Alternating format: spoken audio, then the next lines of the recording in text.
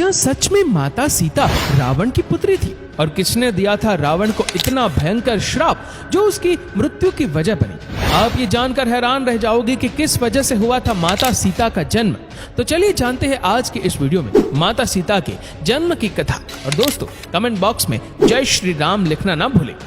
रामायण में माता सीता को जानकी कहकर भी बुलाया जाता है। देवी सीता मिथिला के राजा जनक की पुत्री थी, इसीलिए उन्हें जानकी भी कहा जाता है। माता सीता को लक्ष्मी का अवतार भी माना जाता है, जिनका विवाह अयोध्या के राजा दशरथ के पुत्र और खुद भगवान विष्णु के अवतार भगवान श्री राम से हुआ था। विवाह के उपरांत माता सीता को भगवान राम के साथ 14 साल का वनवास झेलना पड़ा था, जबकि माता सीता के जन्म को लेकर कई पौराणिक कथाएं भी प्रचलित है, जिसके अनुसार कहा जाता है कि देवी सीता राजा जनक की गोद ली हुई पुत्री थी, जबकि कहीं कहीं इस बात का भी जिक्र मिलता है कि माता सीता लंकापति रावण की पुत्री थी। ऐसे में यह सवाल उठता है कि आखिर माता सीता का जन्म कैसे हुआ था। तो चलिए इस खबर के जरिए हम आपको बताते हैं माता सीता के जन्म से जुड़ी 2 पौराणिक कथाओं के बारे में।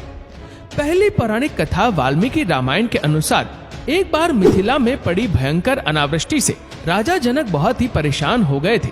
तब इस समस्या से छुटकारा पाने के लिए उन्हें एक ऋषि ने यज्ञ करने और धरती पर हल चलाने का सुझाव दिया।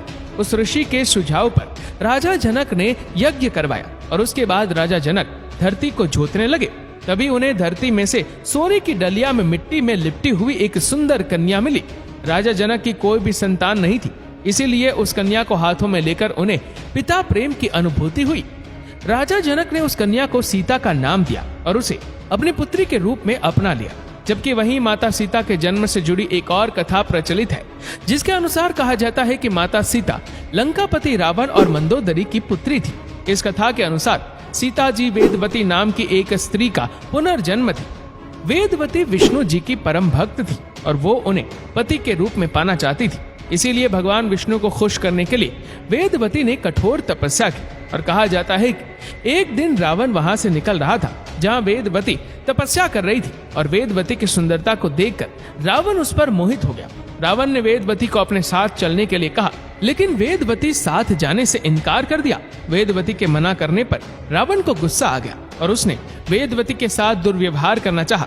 रावण के स्पर्श करते ही वेदवती ने खुद को भस्म कर लिया और रावण को श्राप दिया कि वो रावण की पुत्री के रूप में जन्म लेंगी और उसकी मृत्यु का कारण भी बनेगी। कुछ समय के बाद मंदोदरी ने एक कन्या को जन्म दिया, लेकिन वेदवती के श्राप से डरे हुए रावण ने जन्म लेते ही उस कन्या को सागर में फेंक दिया, जिसके बाद सागर की देवी वरुणी ने उस कन्या को धरती की देवी पृथ्वी को सौंप दिया और पृथ्वी ने उस कन्या को राजा जनक और माता सुनैना को सौंप दिया। जिसके बाद राजा जनक ने सीता का पालन पोषण किया और उनका विवाह श्री राम के साथ संपन्न करवाया। फिर वनवास के दौरान रावण ने सीता का अपहरण किया, जिसके कारण श्री राम ने रावण का वध किया और इस तरह से सीता रावण के वध का कारण बनी।